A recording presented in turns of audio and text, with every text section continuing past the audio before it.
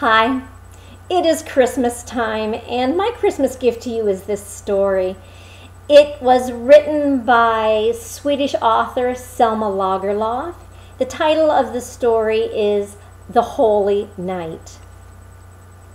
There was a man who went out into the dark night to borrow live coals to kindle a fire. He went from hut to hut and knocked. "Dear friends, help me," he said.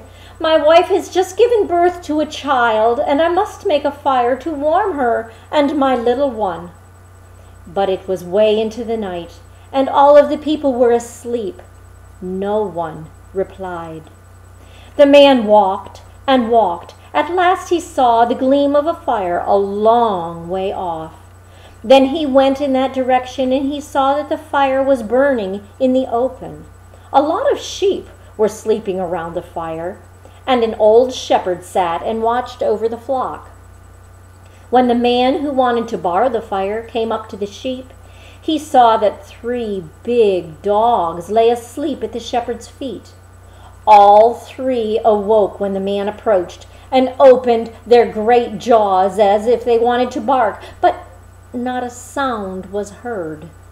The man noticed that the hair on their backs stood straight up and that their sharp teeth, it glistened in the firelight, and they dashed towards him. He felt one of them on his leg, he felt one at his hand, and one clung to his throat, but their jaws and their teeth didn't obey, and he didn't suffer the least bit harm.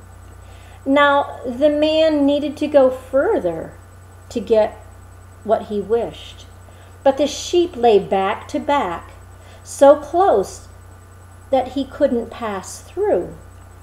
The man stepped up upon their backs, and he walked over them to get to the fire. Not one of the animals awoke or moved. When the man had almost reached the fire, the shepherd looked up. He was a surly old man who was unfriendly and harsh towards most human beings. And when he saw the strange man coming, he seized his long spiked staff, which he always held in his hand when he was tending his flock, and he threw it at him. The staff came right towards the man, but before it reached him, it turned to one side and flew right past him, far out into the meadow. Now the man came up to the shepherd and said to him, "Good man, help me and lend me a little fire. My wife has just given birth to a child, and I must make a fire to warm her and the little one." The shepherd would rather have said no, but when he pondered that the dogs couldn't hurt the man, and the sheep had not run from him, and that his staff had wished not to strike him, he was a little afraid, and he dared not to deny the man which he had asked. "Take as much as you need," he said to the man. But the fire was nearly burned out, and there were no logs or branches left, only a big heap of live coals. And the stranger had neither spade nor shovel wherein he could carry the red-hot coals. When the shepherd saw this, he again said, "Take what you need." He was glad that the man wouldn't be able to take away any of his coals. But the man stopped, and he picked up the coals from the ashes with his bare hands, and he laid them in his mantle, and he didn't burn his hands when he touched them, and the coals didn't scorch his mantle. He carried them away as if they had been nuts or apples. When the shepherd, who was a cruel and hard-hearted man, saw all this, he began to wonder to himself, "What kind of a night is this, when my dogs do not bite, when the sheep are not scared, when my staff does not kill, when the fire does not scorch?" He called the stranger back and said to him, "What kind of a night is this?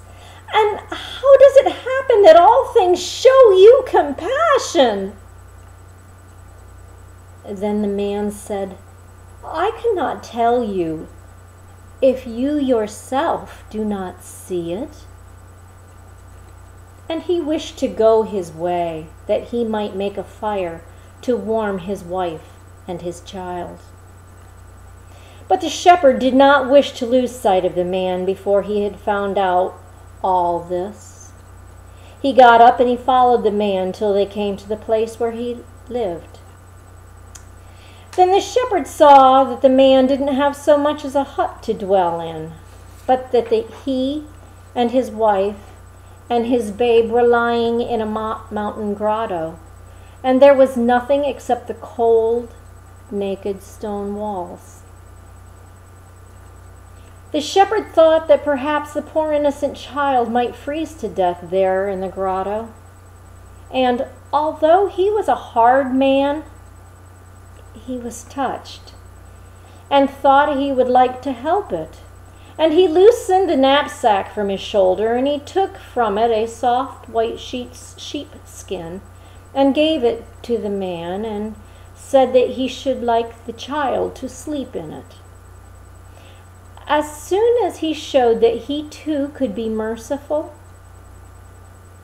his eyes were opened, and he saw what he had not been able to see before, and he heard what he had not been able to hear before. He saw that all around him stood a ring of silver-winged angels, and each held a stringed instrument, and all sang in loud tones that tonight a Savior had been born who should redeem the world from its sins. And he understood how all things were so happy this very night that nothing wanted to do anything wrong. And it was not only around the shepherd that there were these angels, but he saw them everywhere. And they sat inside the grotto, and they sat outside the mountain, and they flew under the heavens, and they came marching in great companies. And as they passed, they paused, and they glanced at this beautiful child. There was such jubilation, and such gladness, and such song, and such play. And all this he saw in the dark night, whereas before he could not have made out anything. He was so happy because his eyes had been opened that he fell upon his knees, and he thanked God. What that shepherd saw, we might also see, for the angels fly down from heaven every Christmas Eve, if we only choose to see them. You must remember this, for it is as true as it is that I see you and that you see me. It is not revealed by the lights of lamps or candles. It does not depend upon the sun and the moon, but that which is needful is that we have such eyes as can see God's glory.